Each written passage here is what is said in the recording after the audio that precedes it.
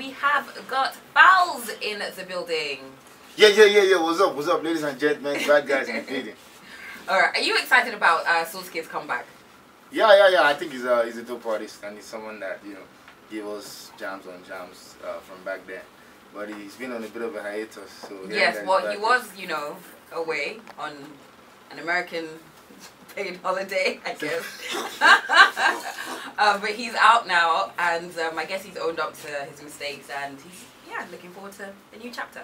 Alright, so you're here because over the weekend, you not only shook some tables, you uprooted them and threw them at people's faces. Get. So this is Nigeria. You released a video for that over the weekend, and I saw it and I was like, whoa. And lots of people have been commenting on it. Most of it positive, but a few people have, you know, their opinions about it. As usual. So we're going to be talking about This Is Nigeria. If you haven't heard the song, if you haven't seen the video, you know what? You need to listen to the song, and you also need to listen. You need to watch the video rather to really understand. But if you haven't heard it, I'm going to play it right now. Then after that, we're going to be talking about This Is Nigeria. Yeah. So I checked his comments, and I think some of the Americans didn't quite understand what's going on. But it's true. You know, the interesting thing is for Donald Glover's, Childish Gambino song, there have been different like versions. There's a Jamaican version. There are all these different versions. And I was talking to somebody about it over the weekend. And the interesting thing is, if you're not from that part of the world, it will be difficult for you to understand. Yes. So you touched on quite a few things in the video. First of all, what inspired you to do your version? The original was a powerful piece, you know, and I thought it touched me when I watched it, and I thought it was an amazing way to touch on, you know, political issues in his own space. And I thought to myself that there are like numerous issues in our political and social space out here that really need to be talked about. Often ignored, often swept under the carpet, but, you know, really need to be touched on. And that was what, you know, really motivated me to do it. The need to stir up that awareness and to start conversation. Yeah. Something that we talked about not too long ago, something that was trending on social media, you touched on in the video, is the whole 419 Yahoo. Yes, so and the fact that, and this isn't the first time that you've spoken about this. Exactly. Because I remember a while ago you spoke about it. People came for you. People came for you. Yeah. So what are your thoughts? Why do you think there are lots of people in this country that think, you know, 419, living the fraudster lifestyle is acceptable? Because there are a lot of benefactors. You know, there are people that are enjoying from either directly or indirectly from people that are perpetrating, you know, the act, and that is really the sad and bitter truth. And at the time that I said the first thing that I said, you know, a while ago, they now tried to antagonize, you know, myself by saying, oh, Falz attacks nice, you know, talks about his song. I literally did not mention any artist's name or any song. I made reference to people glorifying fraud in general, and, you know, that just went to show that Nigerians, or maybe people in general, you know, when there's a bitter truth that you hear and you feel like it you know, has to do with you, you find a way to try and kill the messenger so that you miss the message intentionally. And, you know, that was what they tried to do. And I felt like, you know what, on this one I'm going to beat my chest and say it again, because at the end of the day, it's, you know, it's a horrible thing. It's really affecting us. Yeah. And you know, the youth, everyone is now starting to act like it's cool. It's really absurd, actually. I have to say this, for somebody that just, you know, I just started my business, and it was crazy. It was crazy dealing with non-Nigerians and saying, okay, this is what I want to do. The minute you mention Nigeria, they change. And I'm like, this isn't right. It shouldn't be, because I don't do fraud. There are lots of people out there that are legitimate business people that are trying to do something fantastic. Our reputation has been destroyed. Our reputation has been like just demolished. It's horrible, and it's just crazy that there are people out there that think, well, oh, you know, the fraudsters, they built schools, they've done this, they sent people to school, but as they're doing that, they're obviously ruining the reputation Yeah. of Nigeria and Nigerians across the world. Yeah. Very, very sad. Okay, so something else that you talked, that you touched on in the video, yeah, the Fulani Herdsman. Yes. Now, this is something that I feel like we're not talking about it enough. Yeah, and it's really, really disturbing. It's scary. Because it's very scary. So what are your views on that? Pretty much every day there are people being slaughtered, and it's in the manner that they're being killed. These guys literally go into churches and just kill people. And like, it's almost like a religious battle, you know, and that is that is extremely sensitive and can become something really, really ridiculous. But our government, as usual, is being extremely sluggish in terms of doing something about it. And that's what they always do. That's what they do best. You know, look at the situation of the Chibok girls. You know, they were extremely sluggish. Before they even, you know, reacted. Before they even did anything. You know, at the end of the day, even at the point where they reacted, some girls even said they are not going again. That's crazy. So what are they're different theories for what could be the motive or the motivation behind the Fulani Herdsman attacks. But what's your theory? No matter what, those actions are not justified. You know. So no matter what your reason is, there is nothing that justifies you walking into a church and just massacring people. Like it doesn't make any sense. You know, every single life is important, and I feel like our government doesn't really look at it like they don't really value our lives. It's like do we value other people, other Nigerians' lives? That is a deep one, Sha. Yeah, because I feel like as the people, in terms of stuff like this, I mean, there's not much that we, in our own capacity, can do. The government is really the one that has the power to actually do something. You know, there's not much that people can do. So we do value. I'm sure we do value. I'm sure the next man does actually value the life of another man. I mean, you know, so it's not really us. I think it's really in the hands of the government to do something about these killings. Because these guys are usually heavily armed. Yeah. You know, at the end of the day. But I do think one thing I've realized is I feel that especially the people that live in Lagos, it's like the North is a completely different country. So it's, you know, and I have to be honest, I used to kind of think like that. I did go to Maiduguri earlier on in the year, and then I was like, okay, this is actually my country. This is my country. This is the country that, you know, I'm living in. This is the country that I'm from. And there's so many people that just think, well, they're killing themselves, you know. Yeah. So I don't know. I feel like we should be making more noise. Yeah, that is a horrible thing to even say. Oh, they are killing themselves. Like, is it okay for them to be killing themselves? Like, it's such a horrible thing to say and a horrible way to think.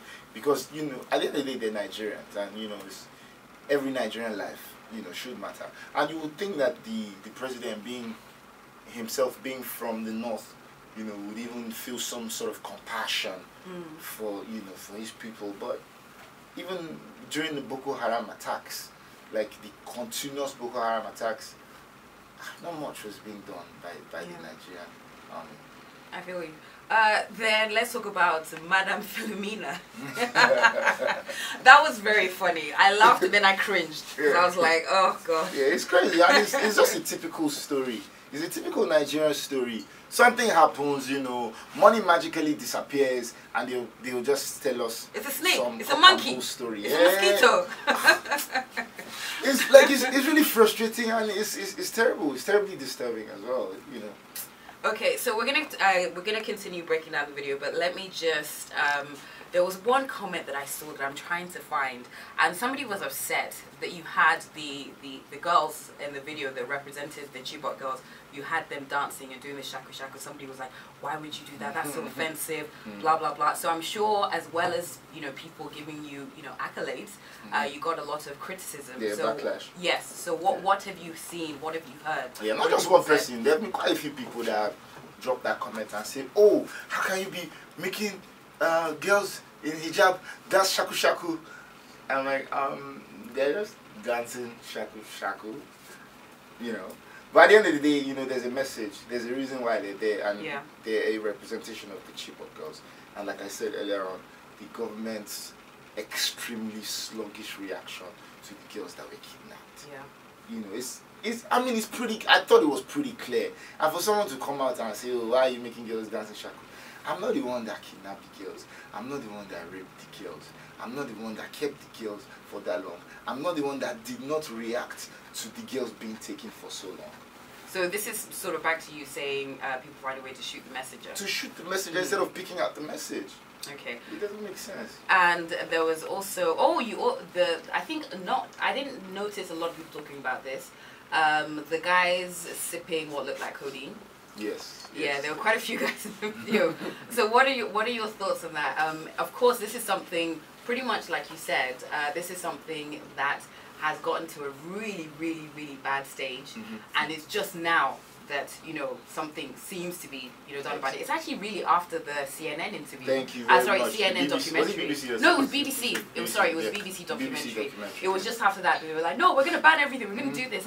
But this situation, the whole, you know, substance abuse, like, you know, the codeine, tramadol, all of it's been going on for a while. For ages. And yeah. So, and you know, it still goes back to, you know, the government's extremely sluggish reaction to everything. And you know, not until the BBC had to do a documentary on it before they realized that they had to do something, and now they come and say, "Oh, ban everything codeine." Oh. Do you think that's the right move? That's another argument for another day. Whether that's even the right thing to do. I mean,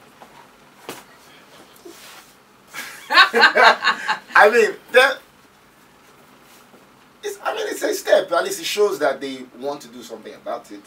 You know, there are alternatives to codeine, from what I've heard, medically, for people that actually need.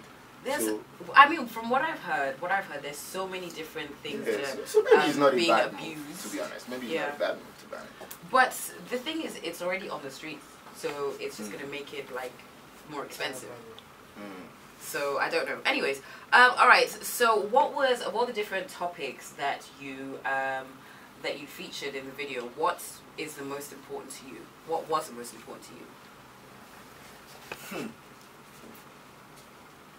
That's a deep question. I think. I know. That is really deep. I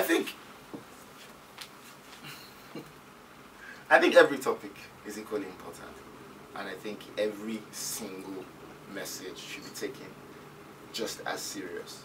But I think it all boils down to the government, and like almost everything we've pointed out now in this discussion still relates back to our government's extremely sluggish reaction to everything.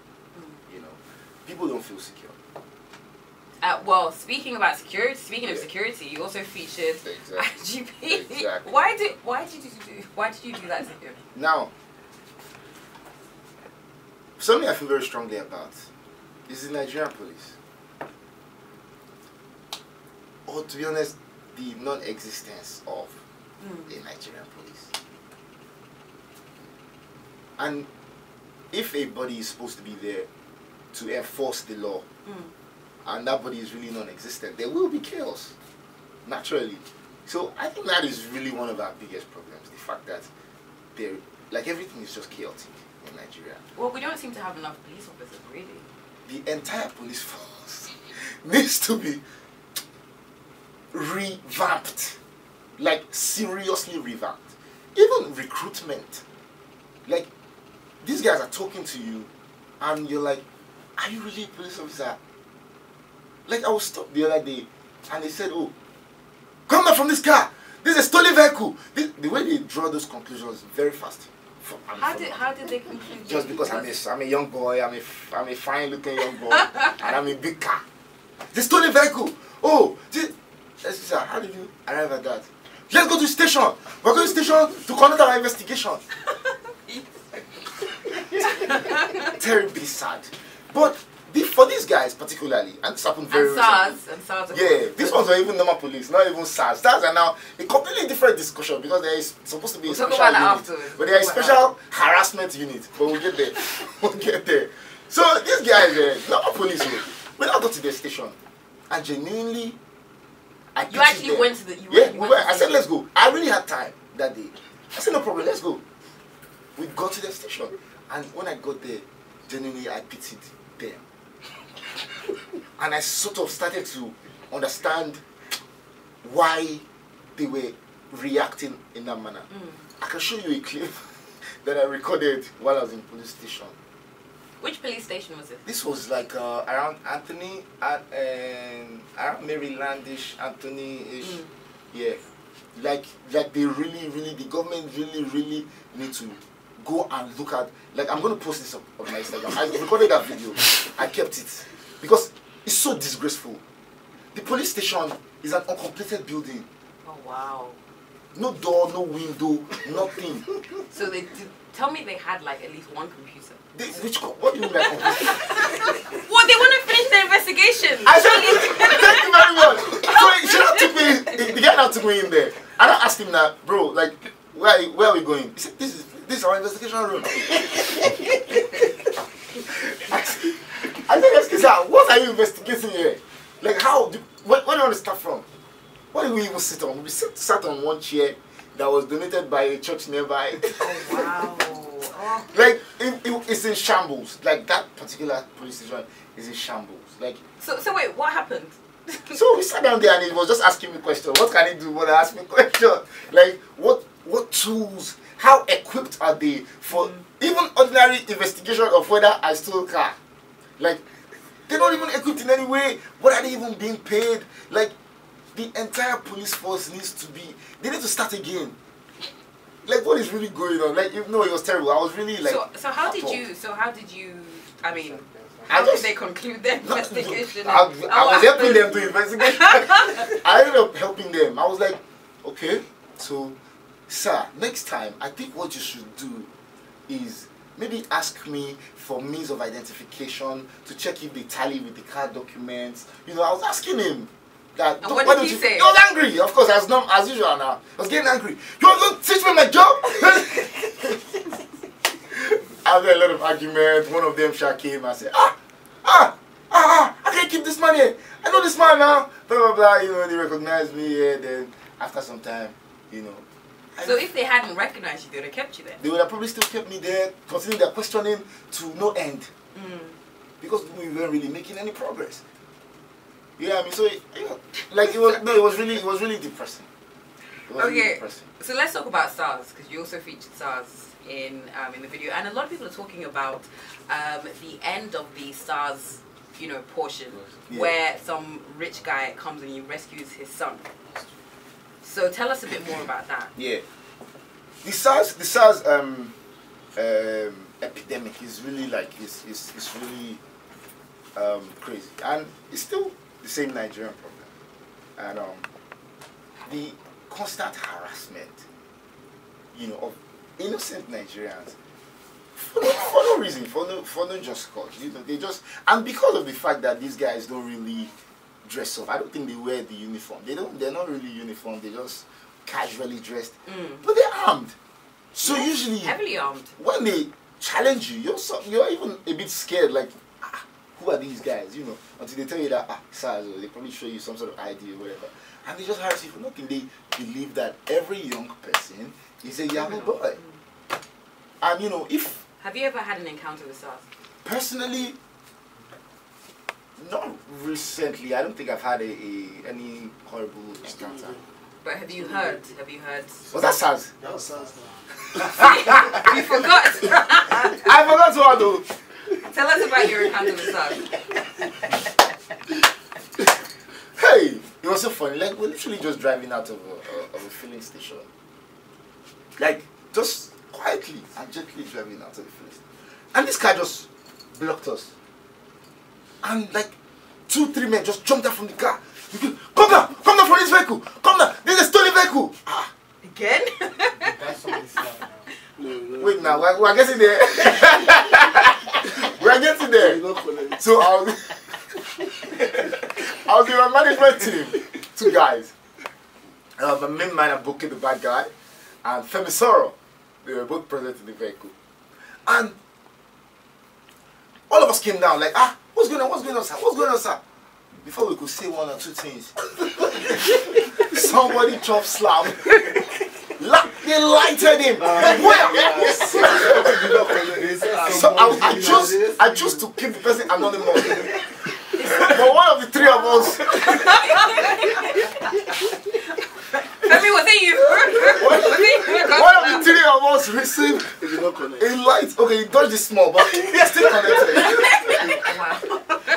It was. I mean, it's funny now, but it wasn't funny. It was. I imagine you were terrified. I was like, what happened? They said, get our vehicle. For no reason, they were about to just take us away, and I can't even really remember how we wriggled our way out of that one. But it was just horrible. And for no reason, for no cause, they just saw young boys inside fine car, and that's it. And that's it. Wow.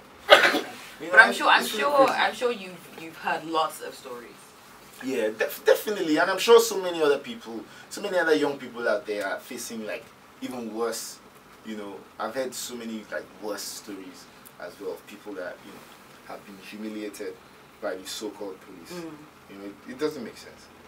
And in the video, you also talked about churches. Actually, we can hear your dad's voice as well, right? Yeah.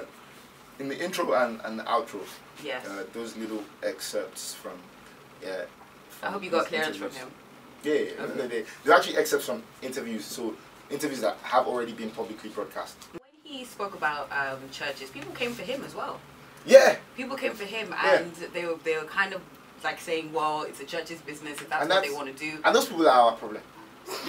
Those people are so what are your views? What are your thoughts on that? The fact that there are lots of churches. One thing that we heard in the video, and this is something that I agree with. There's some churches that will start school or universities that their own members cannot afford to attend. Of course. Now, and that is religious fanaticism, if I'm correct. Like, you carry the religion on your head. You are more Catholic than the Pope himself. Like, you just take... People are, like, completely brainwashed. So, there's a lot of abuse that is being, that is being done within the church. But because it's the church, because it's the man of God, in quote, nobody really... Yes. I think in Nigeria it's crazy how if somebody is labeled man of God, it's kind of like some armor, and they can do whatever. Anything. And what my dad was saying in that interview, which I took that excerpt from at the end, was that now there's a certain body, and there are some certain legislations that are supposed to govern corporate bodies, like actual companies, but these sort of legislations wouldn't apply to churches because they are termed charitable organizations. Oh, I see. But these same charitable organizations are taking money, in quote, offering tithe, going to set up universities which are operating businesses. Yes, of course. You are not supposed to do that. Why don't we have why don't our government is not doing anything about it? Why aren't they going after these organizations? Church, in quote, is too sensitive. Religion. Interesting. And then this part where they were praying for where some pastors were praying for. I was like, and we've seen even on social media, like recently, and I feel like recently, like all these videos have been coming back. Like so many videos of like ridiculous, in quote, deliverance sessions or something, going on where the pastor, that's the one that the pastor was stepping on, the people was walking on. Can you lie down for somebody to step on you? Isn't it the South African pastor was making them drink like kerosene, all these different things? Giving them kerosene to drink. Yeah. There was some that told everybody to hold their genitals. That said they should remove their underwear and wave it in the air. Why do you think that there are people like people like me that condemn those kind of things, but then there's lots and lots and lots of people that will still attend those churches and still believe that yes, this is what I'm supposed to do. This is the man of God. He's telling me to to drink this, to take that. So why do we have so many people that still believe that? I think it's a brainwash, and a lot of people have like been brainwashed into believing that no matter what, like this is the man of God. And whatever he tells you or whatever he does to you is what God, in quote, has told him to do. I'm like, it's sometimes those things are blatantly ridiculous, but they still believe. I don't like. I don't get it. Interesting. Okay, so like I said earlier, there were lots of people that did say that you were basically ripping off Childish Gambino. I saw like a few comments. Yeah, that it was unoriginal. Oh, it's not original. Well, so what do you have to say to those people? No, it's just a little funny. You know? It's just a little funny because it's like oh, it's like somebody comes here and says, oh, I just came and parked my red car outside, and you know somebody now comes and tells you that, why are you driving a red car? Don't you know that the car you're not supposed to be like? At the end of the day, when I put out this track, I said, I put in the description box, cover of Childish Gambino's This Is America. When I posted on my Instagram, I said, shout out to Childish Gambino for the inspo. Is that not clear enough that it's a cover? In the music space, people do covers all the time. Yeah, they do. When songs are like huge, or when they, when they get some sort of like attention, everyone sort of does a cover or tries to do their own version or their own remake. So it's a remake, it's not an original. I'm not in any way trying to make it an original. I'm not even making a penny of the track. Although it's affecting me, it's really paying me because in another 2 days now, 1 million views. Are you getting me? But I cannot make one dime of it. Wait, you can't even make money off your YouTube views? Nope. Not this particular track because it's not an original. Oh. The instrumental belongs to the original. So what? So wait, are you trying to say that the money that you're making from this is going to go to Childish Gambino? So I'm enriching his pocket. Well, I think he's almost at 200 million views. That's what. Yeah, it was almost at 200 million before I put out This Is Nigeria, but now I think it's even over 200 million. So what do you hope? What do you hope that this video will do? Now, answer that question. I've got another question. Yeah, I hope this video will make people to wake up. Like, I hope it will really awaken, and that is really the aim. It's to it's to make people just wake up and realize that it's about time to start to act accordingly. Try to fix about.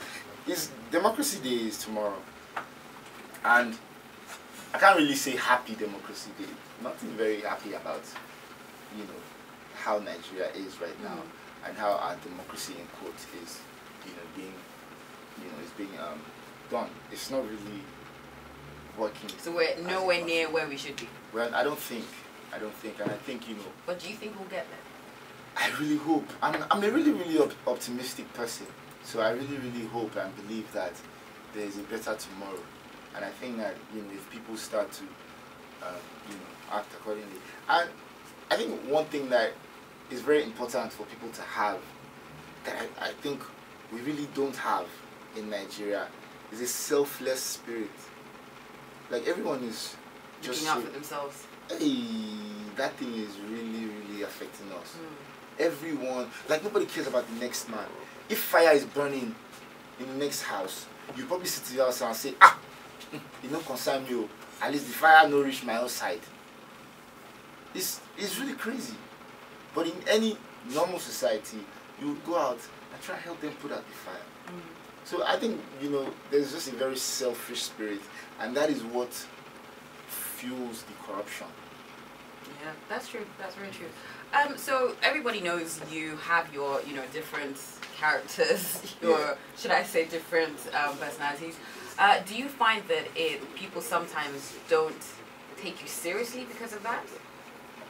I don't think so, actually. I think people know that it's jest. I think people have come to realize that it's jest. I think people know that I'm a barrister, at least, come on. I have a qualification. I know having a degree from foreign university. What do you mean by that? So generally speaking, you cannot really doubt my capability in that area. But people have seen that it's a persona for entertainment, which is great, which is amazing. I mean, I couldn't have asked for anything better.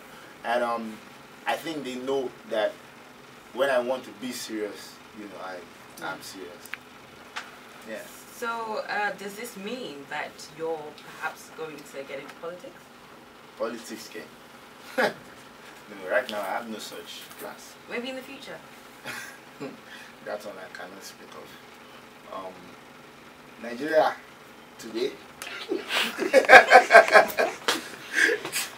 Nigeria of today is very upside down. Well, you're saying that things need to change, and then people. The next question people are gonna ask is, why don't you go ahead and try and make that change? By becoming president. I don't know. Becoming. No, I mean, I can make the change in my own capacity. I can make the change, by my one of the main issues that we have is we don't have enough young people in politics. Yeah, look at our presidential. But then, even according to the constitution, there are age requirements for certain positions. I don't remember the exact age requirements for the different positions, but I know before you can become a governor, there's a certain age you have to be. Before you can become president, there's a certain age you have to be. Is it 70? No, now that is a very good question. No, it's true. No. That's a very simple. It's not funny. Because it's true. Why is it that most of our people are around that age? Maybe that's the. But that's the age you're supposed minimum to age. Stop doing anything really in life. How are you going to have ideas when you're like already?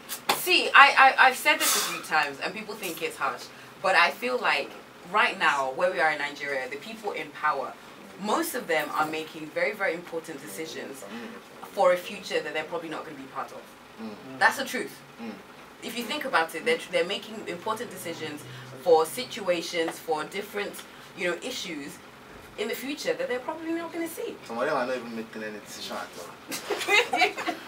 all.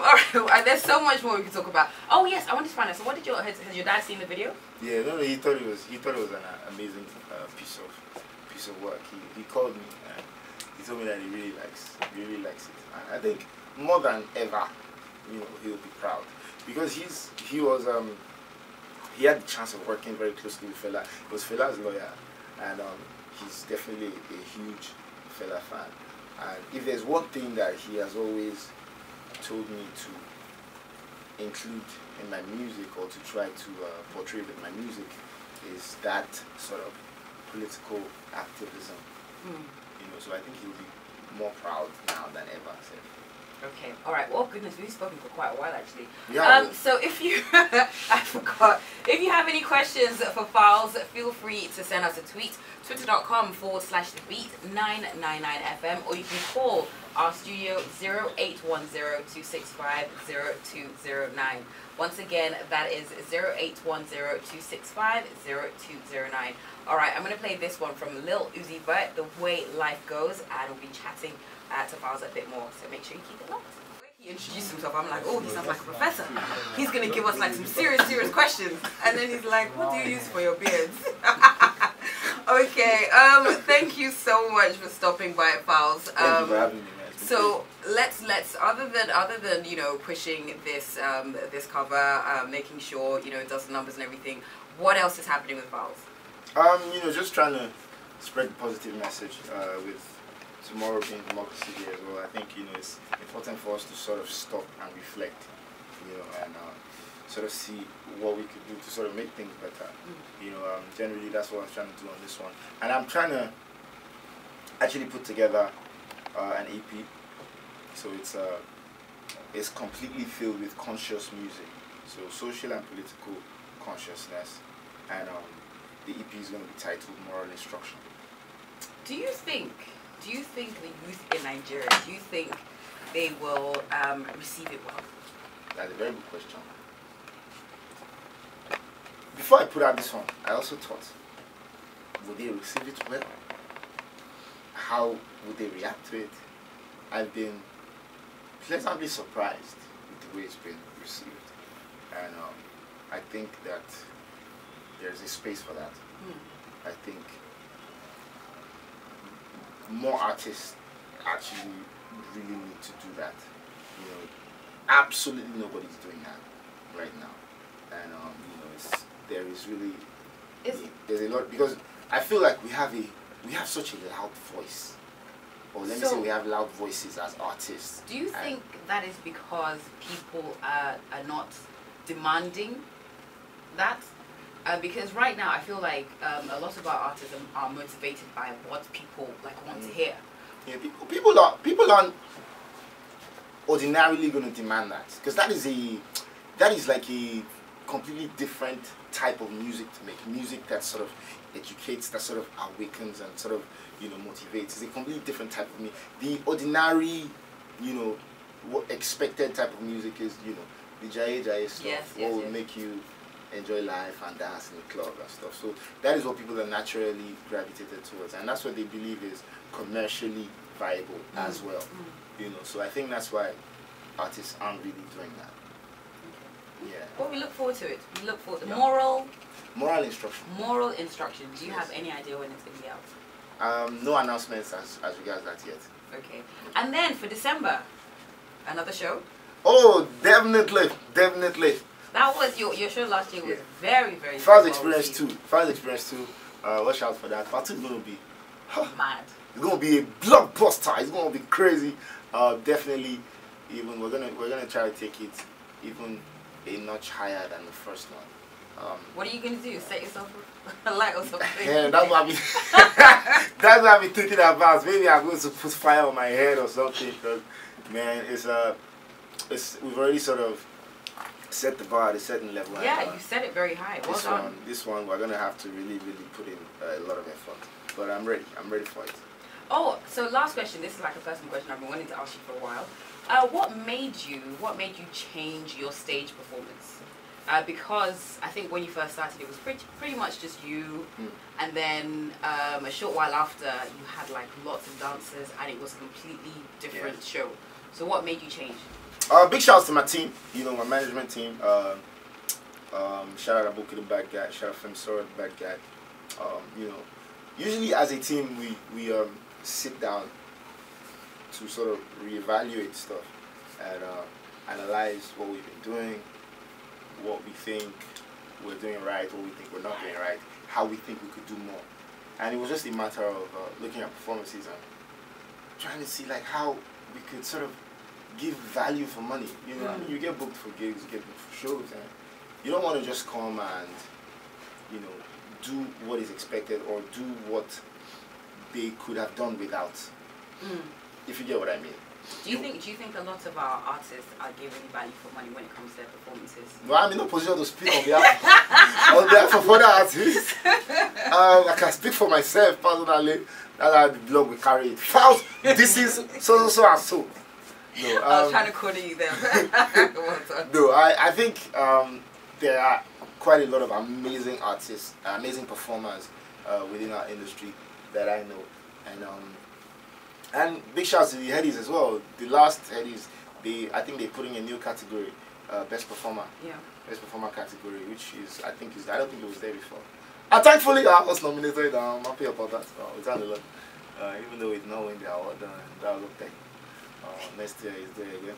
But I think that just shows that you know, people sort of see the effort being put into performances, and that's what more artists need to do. Just put a bit more effort into performances. Yeah. Okay, so a few tweets before they kill me. Princess May says, please beg Falz to fix the December concert on a work-free day. It was smack in the middle of the week last year and I missed it. Yes, no? Team? That's a very good suggestion. Definitely something that's already been considered. And this is from Francis Wright, says, I'm listening to Falz on the beats about his song, This is Nigeria, and he speaks with so much confidence. Being the son of Femi Falana, who is a SAN in Nigeria, Falz is untouchable. Yeah.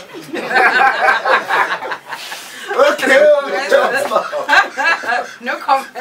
No comment. Alright, thank you so much for stopping by, Falz. This has been very interesting. The minute I saw the video, I was like, oh my goodness, I have a million questions. And thank you very much for letting me ask them. Thank you. I think that's pretty much it. Anything else that we need to... Oh, yes, of course. Our intern, she wants to take a picture with you. You said what? Our intern, she wants to, yes. Yeah, no problem. That's okay. That's okay. She brushed Although Diddy is my guy now, so I'm not really taking pictures again. Really? Yeah. So you're not really untouchable because Diddy reposted your video. Okay. Yeah, man. My guy. Right. I'm actually going to the States tomorrow to go and link up with him. Yeah. Are you serious? You're lying. No, you're lying. You know what I think? Diddy has really been paying attention to Nigeria. I think he's going to come here soon. Yeah, definitely. I think so too. And I think even not just him, there's like a lot of attention on us right now. You know, our music, our entertainment in general. Yeah. I think, you know, the outside world, they're starting to sort of really pay attention, and that's amazing. It's a great thing. Absolutely fantastic. It's amazing. All right, I'm going to play this one. This is You, featuring One Day Cole. It's called Way. Well done for having the guts to, you know, shake so many tables. I know people are still going to come for you and, you know, say different things, but I agree with you. We need more of this. We need more of this because there's so many issues. There's so many issues that Nigeria is facing that we shouldn't be facing. And I think that one of the main reasons that we're facing these issues is because we're not making enough noise. So well done for being a good noise maker. Thank you very much. I appreciate that. And we look forward to another fantastic show in December. Amen. All right, this is Way. In just a few minutes, we have got the Fuse program. It's locked.